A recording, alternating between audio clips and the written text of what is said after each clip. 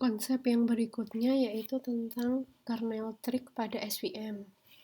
Secara umum, permasalahan pada dunia nyata itu biasanya jarang yang linearly separable. Kemudian untuk menyelesaikan masalah-masalah yang non-linear, linear itu biasanya pada dimensi 2 gitu ya. Jadi untuk menyelesaikan masalah-masalah yang non-linear itu SVM itu akan dimodifikasi ke dalam 2 tahap.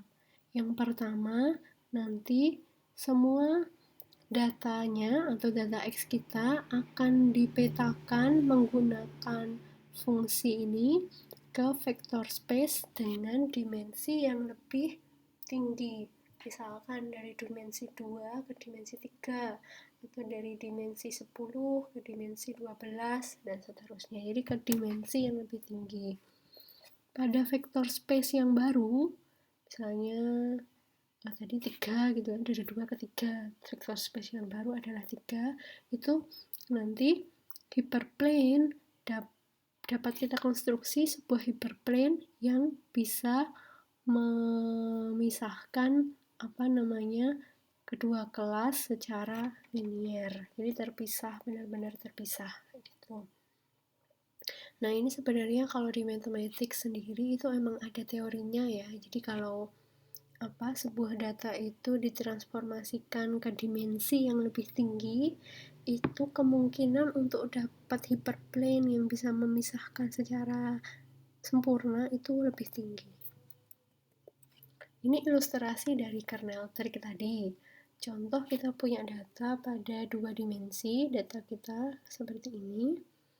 Nah, kalau kita lihat, itu kalau secara dipisahkan pakai garis lurus itu kan nggak bisa. Ya, data yang merah dengan yang kuning. Jadi kita bisa misahin sih cuma pakai bentuk lingkaran kayak gini, di dalam lingkaran kelas merah, di luar lingkaran kelas kuning. Nah, salah satu triknya kalau kita pakai kernel trick, itu datanya dipetakan dari dimensi 2 ke dimensi yang lebih tinggi. Di sini dimensi 3. Ternyata waktu kita petakan ya, ini cuma ilustrasi aja. Jadi ternyata waktu kita petakan, yang kuning itu letaknya pada di atas, sedangkan yang merah-merah itu misalnya dia letaknya di bawah, sehingga kita menemukan sebuah hyperplane, atau kan kalau dibilang 2 dimensi tadi bidang kalau di bidang vektornya 3 dimensi, bidang hyperplane-nya 2 dimensi ya. Dia benar-benar bisa memisahkan secara linear kedua kelas, yaitu kuning dan merah. Nah, itu adalah contoh ilustrasi kernel trick seperti itu. Dipetakan ke dimensi lebih tinggi, kita dapat hyperplane pemisahnya. Di SVM sendiri nanti penggunaan kernel trick ini kita tinggal memasukkan ke dalam sebuah function. Jadi datanya ditransformasi, dimasukkan ke function ke dalam dimensi yang lain. Beberapa kernel yang sering digunakan itu antara lain linear kernel, polinomial, dan Gaussian RBF. Untuk masing-masing kernel nanti kita ada rumusnya sendiri gitu ya. Jadi rumusnya ini misalnya pakai kernel linear, itu berarti hasil dari kernelnya nanti vektornya itu tinggal dikalikan. Kalau pakai kernel polinomial, dikalikan ditambah 1, terus hasilnya dipangkatkan sebesar polinomialnya berapa.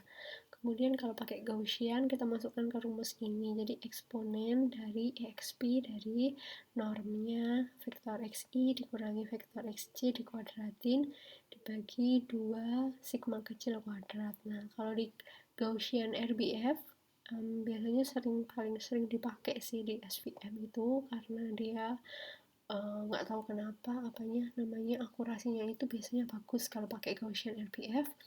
Itu kita punya parameter yang bisa kita atur ya. Jadi nilai sigmanya itu bisa kita atur supaya nanti hasil akurasinya bisa bagus. Nah, itu bisa di tuning gitu ya nilainya. Oke. Itu tadi konsep kernel. Kemudian tadi kalau kita bahas ya ilustrasi SVM itu kebanyakan SVM-nya untuk binary classification, 2 kelas gitu ya. Nah, gimana sih kalau SVM itu diterapkan untuk multi kelas, apakah dia juga bisa gitu? Nah, jawabannya kita bisa menerapkan SVM itu untuk kelas yang lebih dari 2. Nah, nanti kita ada teknik-teknik gimana supaya bisa diterapkan di multi kelas. Tapi basically semuanya menggunakan konsep yang ada di SVM untuk binary classification. Nanti ada beberapa metode untuk menghandle SVM di mana kelas klasifikasinya multi kelas. Jadi kalau tadi kan cuma kelas 0 dan kelas 1 atau kelas negatif dan kelas positif. Misalnya kelasnya mau ada 3 nih. Kelas 1, kelas 2, kelas 3 kayak gitu. Nah, gimana nih kalau pakai SVM? Nah, itu ada beberapa metode di sini, ada one against all, one against one, decision directed acyclic graph, adaptive directed acyclic graph. Nah, ini nanti di video ini nggak akan saya jelaskan, cuma nanti sebagai eksplorasi teman-teman gitu. Nanti saya minta teman-teman untuk membahas dua di antara metode untuk menangani data multi kelas pakai SVM gitu. Jadi ini nanti sebagai tugas latihannya.